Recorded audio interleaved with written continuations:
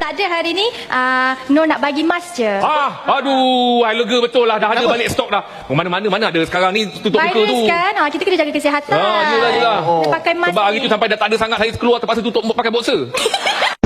Alah, habis penat-penat datang ni. Alah, daripada jauh takkan tak ada apa-apa. Tutup apa tak ada. Alah, takkan tak. Bang, pikat lah. Bang, pikat lah.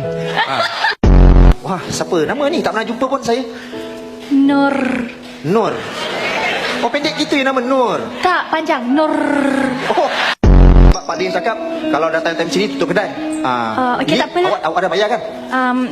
Hutang juga. Muka cantik hutang macam tu. Seperti yang sedia maklum, kampung kita ni macam-macam kes dah jadi. Jadi kita buka segala aduan di sini. Dengan itu saya menjemput Tok Pengetua untuk kata... Pengetua sekolah. Tok Ketua untuk memberi kata dulu-dulu. Kata. Selamat datang Datuk Fazil. Nak, bibir jangan melanggar sangat. Kan ada peruntukan juga. Untuk yang kurang berkemampuan, kasut koyak, baju koyak, muka koyak. Nak jual rumah Jual rumah. Tak malah itu urusan keluarga, tak boleh masuk dalam. Kalau rumah tak boleh jual, saya nak jual dia. Tak payah. Nampak macam barang musuh. Saya dah pernah jual, orang tu pulang balik. Budak ni lah yang mencuri kedai Pak Degis. Mana ada orang lain lah. Okey, jangan kecoh. Jangan kecoh. Tak ada macam ni. Semalam saya balik, saya tutup kedai semua. Awak kalau dah berak tepi jalan mana nak mengaku. Tak, saya tak berak. Aku dah agak, Budin.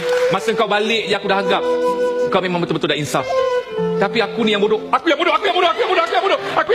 Budin tahan, Budin sakit, Budin tolong. Budin, anak saudara aku. Jangan dipegang manusia jijik ini. Dia, yang jijik aku, yang buruk dia.